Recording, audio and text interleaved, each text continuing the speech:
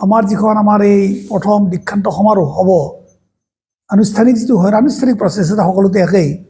আমাৰ গভৰ্ণৰ বা অসমৰ সন্মানীয় ৰাজ্যপাল লক্ষ্মণ প্ৰসাদ আচাৰ্য এনে আচলতে যিবিলাক আমাৰ ৰাজ্যিক বিশ্ববিদ্যালয় সেইবিলাকত তেওঁ আচাৰ্য, কিন্তু আমাৰ ইয়াত আমি এটা ভিজিটৰ বুলি কয়, সন্মানীয় অধিকৰ্তা লক্ষ্মণ প্ৰসাদ আচাৰ্যদেৱ তেওঁ আমাৰ মাজত উপস্থিত হ'ব, আহিব। ঠিক তেনেকৈ আমাৰ সন্মানীয় সৰ্বানন্দ সোণোৱালদেৱ তেওঁ, গতিকে মই বিতংকৈ ক'ব নালাগে, তেওঁ আমাৰ মাজত আহিব। আমাৰ ডাক্তৰ ৰণোজ পেগুদেৱ তেওঁ আমাৰ মাজত আহিব। আৰু লগতে আপোনালোকক কৈ ভাল লাগিছে যে আপোনালোকে সকলোৱে জানে, আমিও জানো, চবেই জানে যে নিত্যাচাৰ্য যতীন গোস্বামী ডাঙৰীয়া, নিত্যাচাৰ্য যতীন গোস্বামী ডাঙৰীয়া তেওঁকো আমি সত্ৰীয়া নৃত্যৰ তেওঁ যেন একান্ত সাধক, তেওঁক আমি প্ৰথম সমাৰোহতে সন্মানীয় ডক্টৰেট ডিগ্ৰী প্ৰদান কৰা হ'ল। সেইটোৰ কাৰণে আমি আচলতে অকণমান মনত ভাল লাগিছে যে তেওঁ এতিয়ালৈকে, তেওঁতো এজন আৰু একেবাৰে বহুত ওপৰ লেভেলৰ মানুহ, গতিকে অত্যন্ত আনন্দৰে তেওঁ ডক্টৰেট ডিগ্ৰীটো গ্ৰহণ কৰিম বুলি আমাক সন্মতি দিছে। গতিকে তেওঁ আমাৰ মাজত আহিব।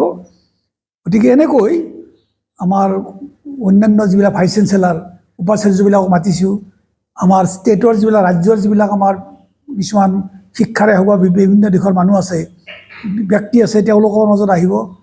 ঠিক তেনেকৈ অন্যান্য যিবিলাক আমাৰ কিছুমান ব্যক্তি তেওঁলোকক আমি আমন্ত্ৰণ কৰিছোঁ। আমাৰ আমন্ত্ৰণ ক্ৰমে এই যে আমাৰ দীক্ষান্ত সমাৰোহ, সেইখন প্ৰথম দীক্ষান্ত সমাৰোহ কৃষ্ণগুৰু আধ্যাত্মিক বিশ্ববিদ্যালয়ত হ'ব 22 ডিচেম্বৰত। আৰু বিশ্ববিদ্যালয়ৰ যিটো দীক্ষান্ত সমাৰোহ পৃথিৱীৰ সকলো বিশ্ববিদ্যালয়তে হয়, আৰু এইখন এখন সৰু বিশ্ববিদ্যালয়, নতুন বিশ্ববিদ্যালয়, গ্ৰাম্য এৰিয়াৰ বিশ্ববিদ্যালয়।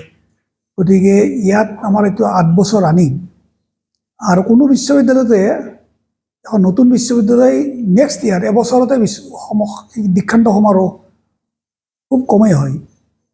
গতিকে পিছত কিন্তু পৰৱৰ্তী সময়ত আমাৰ যি প্ৰথম দীক্ষান্ত সমাৰোহ হ'ব, পৰৱৰ্তী সময়ত আমি অন্ততঃ প্ৰত্যেক বছৰেই এই দীক্ষান্ত সমাৰোহ পতাৰ চেষ্টা কৰিম।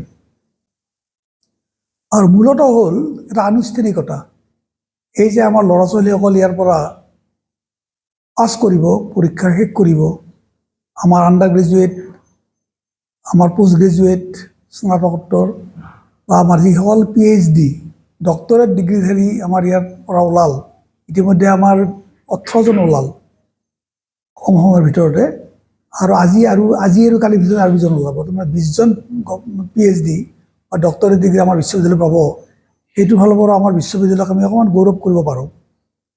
ইয়াতকৈ ডাঙৰ বিশ্ববিদ্যালয়ো আছে, গতিকে তাতকৈ কিন্তু আমি একেই লেভেলৰ, একেই পৰ্যায়ৰ, একেই সময়ত হোৱা কিন্তু আমাৰ অকণমান বেয়া নালাগে যে আমি কম সময়ৰ ভিতৰতে হৈছে।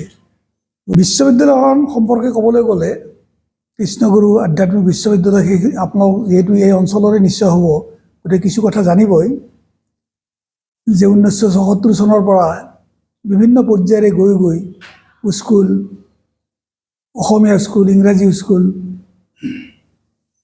কলেজ, 2খন কলেজ, আৰ্টছ কমাৰ্চৰ এখন, বিজ্ঞানৰ এখন, বিজ্ঞান আৰু টেকন'লজিৰ প্ৰযুক্তিৰ এখন, তাৰপিছত গৈ পেলাই 17 চনত এখন বিশ্ববিদ্যালয়। আৰু সেই বিশ্ববিদ্যালয়সমূহ কিন্তু অকণমান ব্যতিক্ৰমী বিশ্ববিদ্যালয়, আৰু এনেকুৱা বিশ্ববিদ্যালয় আমাৰ ভাৰতবৰ্ষত মই কৈছোঁ যে নাই। যে নৰ্মেল জেনেৰেল যিবিলাক বিশ্ববিদ্যালয়, তাৰ লগত আমাৰ যিটো আধ্যাত্মিকতাটো বা স্পিৰিচুৱেল যিটো নলেজৰ ওপৰত আমি যিটো গুৰুত্ব দি পেলাই বিশ্ববিদ্যালয়খন চলি আছে, সেইটো ফালৰ পৰা কিন্তু অত্যন্ত আমি সুখৰ কথা, অত্যন্ত ভাল লাগে যে, আৰু এইটো অতি দৰকাৰ হৈছে যে মানুহৰ আধ্যাত্মিকতা বা নৈতিক শিক্ষা, মূল্যবোধৰ শিক্ষা, এইবিলাক কিন্তু অতি দৰকাৰ হৈছে। সমাজখনৰ যিটো এটা স্খলন, এখন স্খলিত সমাজ, আধ্যাত্মিক যিটো আমি দিশ ইয়াত সংযোজন কৰা হৈছে। আৰু ইয়াৰ পৰা যিসকল ল'ৰা ছোৱালী পাছ কৰি যায়, আমি দেখিছোঁ, মানে সকলো যে হয় এনেকুৱা নহয়, কিন্তু ইয়াৰ পৰা পাছ কৰি যোৱা ল'ৰা ছোৱালীবোৰ কিন্তু মানে অকণমান সেই দিশটো, নৈতিক শিক্ষা বা মূল্যবোধৰ শিক্ষা বা আধ্যাত্মিক শিক্ষা, এনেকুৱা নহয় যে বেলেগবিলাকৰ পৰা নহয় বুলি, কিন্তু আমাৰ ওপৰত তেওঁলোকক এটা লেচন ইয়াতে পাই যায়। গতিকে সেইফালৰ পৰা সেইটো এটা বৰ আনন্দৰ কথা। গতিকে আমাৰ স্কুল, বিদ্যালয় আমাৰ বিশ্ববিদ্যালয়ত অন্তৰ্ভুক্ত নহয়, কিন্তু মহাবিদ্যালয়, এই যে arts and commerce college, science college, এইবোৰ কিন্তু আমাৰ বিশ্ববিদ্যালয়ৰ অন্তৰ্ভুক্ত। সেইবিলাক আমি কনষ্টিটিউৱেণ্ট কলেজ বুলি কওঁ। আৰু লগতে আচলতে কৈও ভাল লাগে আমাৰ এই জেনেৰেল ইউনিভাৰ্চিটিৰ এতিয়ালৈকে কিন্তু কম বিশ্ববিদ্যালয়তে এই যে বাকী কিছুমান আমাৰ অনুষ্ঠান যেনেকুৱা আমাৰ এই নাৰ্ছিং শিক্ষা, nursing education, institute of nursing, আনন্দৰ কথা যিটো আমাৰ ডাঙৰ ডাঙৰ বিশ্ববিদ্যালয়তো পৰা নাই। গতিকে নাৰ্ছিং এডুকেশ্যন, যেনেকৈ আমাৰ pharmacy education, pharmacy institute, nursing institute, physiotherapy institute, গতিকে দুখন কলেজ, এইবিলাক আমাৰ চব কনষ্টিটিউৱেণ্ট আমাৰ কলেজ বা কনষ্টিটিউৱেণ্ট ইনষ্টিটিউট। সেইফালৰ পৰা আমাৰ অকণমান ভাল লাগে, বিশ্ববিদ্যালয়খনত আগবাঢ়ি গৈ আছে। লগতে এই যিখিনি মই ক'লোঁ, আমাৰ যিবিলাক আমাৰ কনভেনশ্যনেল যিবিলাক ছাবজেক্ট, আমাৰ আৰ্টছৰ যিবিলাক কনভেনশ্যনেল ছাবজেক্ট, ছায়েন্সৰ যিবিলাক কনভেনশ্যনেল ছাবজেক্ট, ডিগ্ৰীৰ, পোষ্ট গ্ৰেজুৱেট বা মাষ্টাৰ ডিগ্ৰীৰ, সেই প্ৰায়বোৰে আমাৰ ইয়াত আছে, প্ৰায়বোৰে আমাৰ খোলা হৈছে। আৰু সেই প্ৰায়বোৰৰে আমি PhDৰ কাৰণেও ল'ৰা ছোৱালীক অন্তৰ্ভুক্ত কৰিছোঁ।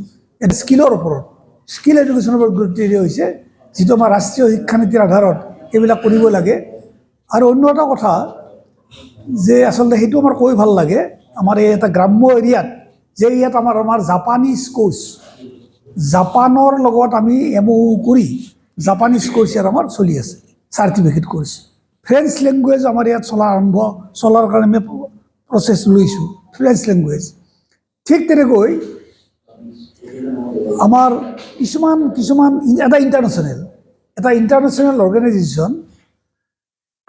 ইণ্টাৰনেশ্যনেল অৰ্গেনাইজেশ্যনৰ লগত উমা গ্লোবেল এটা নিউয়ৰ্কৰ অৰ্গেনাইজেশ্যন, সেই নিউয়ৰ্কৰ অৰ্গেনাইজেশ্যনটোৰ লগতো আমি MOU কৰি তেওঁলোকেও লিডাৰশ্বিপ ডেভেলপমেণ্ট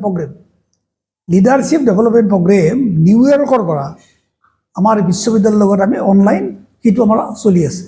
ঠিক তেনেকৈ অলপতে আৰম্ভ হ'ব আৰু Schoolnet India private limited, Schoolnet India limited, সেইটোৰো আমাৰ ইয়াত আৰম্ভ হোৱাৰ প্ৰচেছ আৰম্ভ হৈছে। আৰু ঠিক তেনেকৈ আমি গুৱাহাটী বিশ্ববিদ্যালয়, আমাৰ উত্তৰ পূব ভাৰতৰ প্ৰথম বিশ্ববিদ্যালয়, গতিকে গুৱাহাটী বিশ্ববিদ্যালয়ৰ লগতো আমাৰ এটা সংযোজন আৰম্ভ হৈছে। ইতিমধ্যে আমি তিনিটা অনুষ্ঠান আমি ইয়াত ৰূপায়িত কৰিলোঁ গুৱাহাটী বিশ্ববিদ্যালয়ৰ সহযোগত, সেইটো আমাৰ ভাল লাগে। ঠিক তেনেকৈ এছাম স্কিল ইউনিভাৰ্চিটি, অসমৰ যিখন স্কিল ইউনিভাৰ্চিটি, প্ৰথম স্কিল ইউনিভাৰ্চিটি নৰ্থ ইষ্ট ইণ্ডিয়াত, গতিকে আছাম স্কিল ইউনিভাৰ্চিটিটো ইউনিভাৰ্চিটিৰ লগতো আমি এটা বুজাবুজি চুক্তি সেইটো আমি কৰিলোঁ।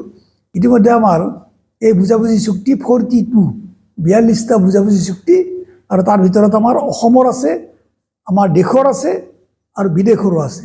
সেইফালৰ পৰা আমাৰ প্ৰথম দীক্ষান্ত সমাৰোহখন আমি আশা কৰিছোঁ যে ইয়াত আমি সুন্দৰকৈ এটা কৃতকাৰ্য হৈ সফলভাৱে ৰূপায়ণ কৰিব পাৰিম।